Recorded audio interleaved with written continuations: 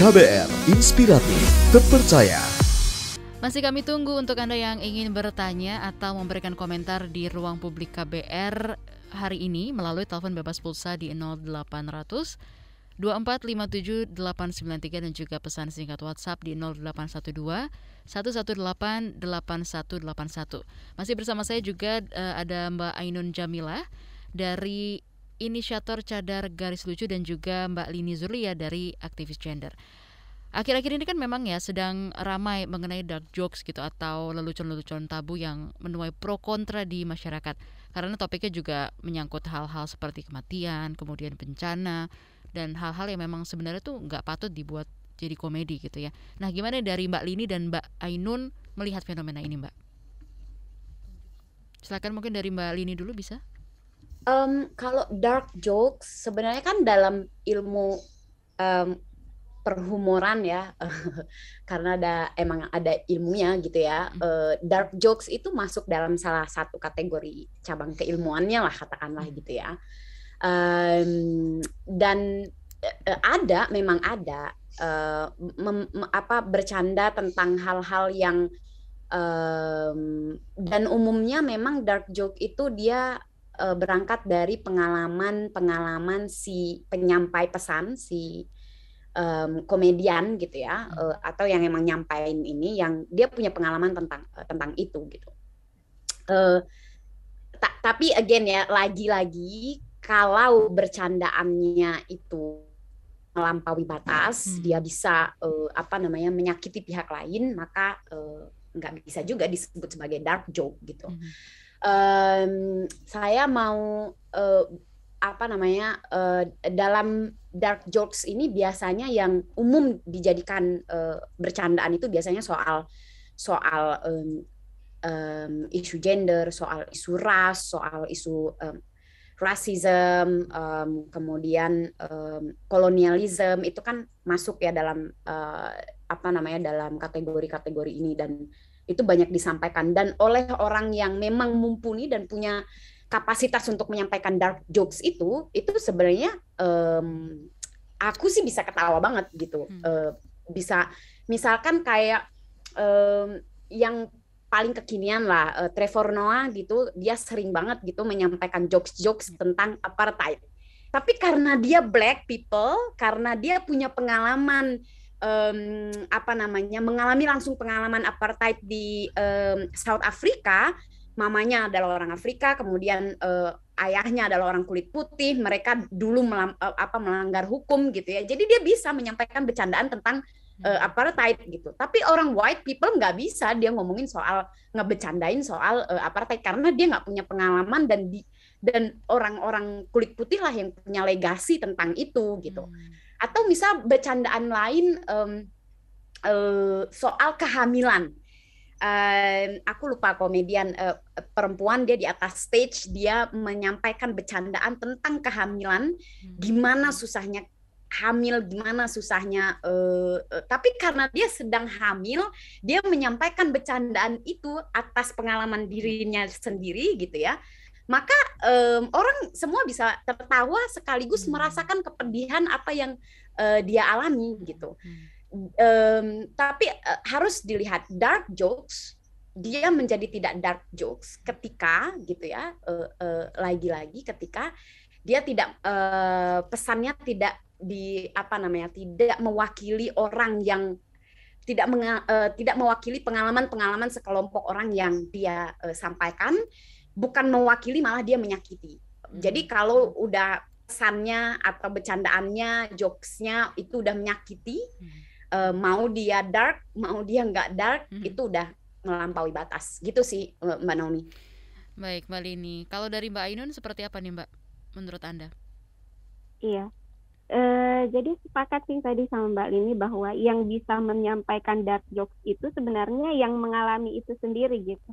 Karena siapa yang paling mengetahui rasanya pengalamannya menjadi objek yang dibercandakan nih dirinya sendiri gitu. Dan kita sebagai yang melihat itu ya memang bisa ketawa, bisa menertawakan karena orangnya duluan yang merasa bahwa ini nggak masalah untuk aku bercandain, karena yang korbannya kan aku gitu, bukan orang lain gitu.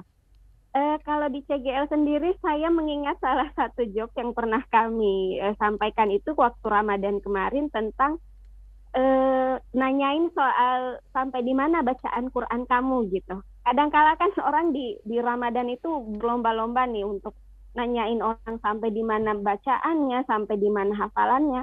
Tapi gimana dengan orang-orang yang bahkan belum bisa membaca satu ayat gitu loh. Kita terlalu apa ya? Dalam hal ini aku pikir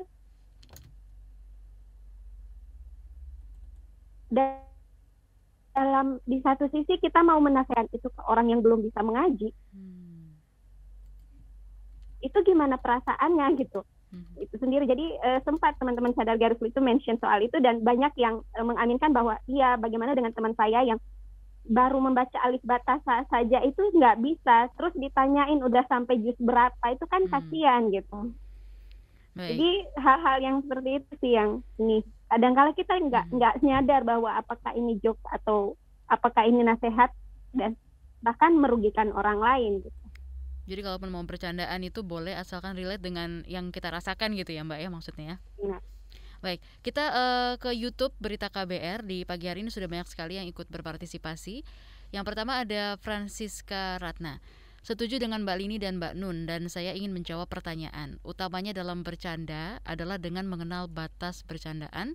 Utamanya jangan sampai sara, seksis, dan body shaming. Terima kasih. Terus juga ada masih Francisca Ratna. Dan jika kita menemukan seperti itu langsung saja diingatkan. Kalau tidak mengingatkan maka persoalan seperti ini akan muncul terus. Terima kasih untuk Francisca. Kemudian ada Charles Herlambang. Soal bercanda kadang muncul secara tiba-tiba spontan. Jadi kita tidak membatasi soal bercandaan, kita harus membatasi soal perkataan dalam keseharian. Yang paling penting jangan pernah seksis dan jangan meremehkan orang lain. Terima kasih. Kemudian juga ada Agus. Masih aneh kalau menemukan orang yang bercanda tapi seksis menertawakan agama lain. Apa sih motivasinya? Apa sih pengennya? Aneh. Baik, bisa ditanggapi secara umum ke Mbak Lini. Silakan Mbak Lini. Kalau ditanya apa motivasinya, iya sih, aku juga nggak nangkap gitu motivasinya apa ya. Insult other people tuh motivasinya apa ya? Kepuasan batin gitu. Orang lain menjadi merendahkan orang lain, masa jadi puas gitu. Kalau aku sih sebagai manusia, ada orang lain yang menjadi kecewa, menjadi tersakiti, menjadi luka karena kita, itu jadi sedih ya kan. Jadi kayak bertanya lagi kepada diri sendiri gitu. Tapi kalau sampai ada orang yang dia bisa ketawa atas penderitaan orang lain, itu kayak gimana ya, dia melatih kemanusiaannya tuh kayak gimana, besar dengan kemanusiaannya tuh kayak gimana gitu. Dan saya kira untuk bisa menjadi spontan, bercanda spontan tapi tidak melukai, saya kira itu harus dilatih ya, hari ke hari. Kita menghidupi hari dengan melatih menjadi peka, menjadi empati lah dengan orang lain. Dengan begitu kita bisa aja lepas gitu, bisa aja bercanda, tapi tetap dengan kesadaran yang penuh gitu ya, bahwa jangan sampai kata-kata yang saya lontarkan itu menyakiti orang lain gitu. Ada celetukan ya yang bilang kalau feminis macam kayak Lini sih mana bisa sih bercanda gitu. No, bisa bercanda, bisa.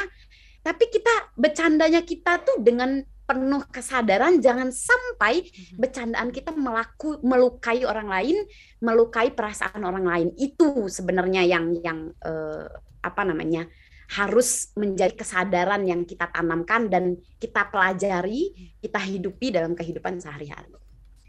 Baik, sebelumnya ini ada lanjut lagi yang berkomentar di YouTube Berita KBR dari Bimo. Ironisnya terkadang banyak justru orang-orang yang mempunyai pandangan yang agak berbeda atau modern atau non-konvensional yang seringkali merasa harus berada di garis ofensif untuk menyuarakan tanda kutip ya suara mereka. Nah, mungkin bisa dan seolah tidak mau menerima jalan tengah. Kemudian ada lagi dari Dayang Zamelda, bercanda menurut saya itu penting karena hidup tanpa bercanda hampa. Saya seorang penyandang disabilitas, seringkali dilukai bahkan dicandai sampai berlebihan. Dan saya balik candain aja, jadi tidak melukai. Seperti itu. Mungkin bisa ditanggapi lanjutannya dari Mbak Ainun, silakan. Iya, baik. Sebagai penyandang disabilitas tentunya, kalau saya pribadi, karena bukan seperti apa yang dialami oleh teman-teman, saya nggak berani gitu. Nggak berani sama sekali. Karena apa ya, yang paling miskin sebenarnya adalah manusia yang tanpa empati. Bukan berkekurangan harta, itu menurut saya. Manusia yang miskin empati itu adalah manusia yang paling miskin gitu.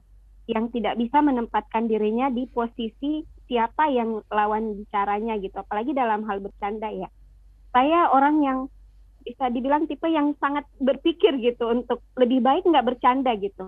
Lebih baik saya diam, nggak usah bercanda apa-apa, daripada saya melontarkan satu kata dan kemudian tanpa disadari melukai orang lain. Nah, kalau teman tadi yang mengatakan ada orang yang membercandakan sampai berlebihan terus dia balik bercanda, itu kalau saya pribadi agak sulit ya untuk sampai di situ, walaupun saya mungkin ketika cadar terus saya kemudian bercanda agak berat sebenarnya. Secara tidak langsung saya mengiyakan. Saya menerima ejekan dia dengan hati.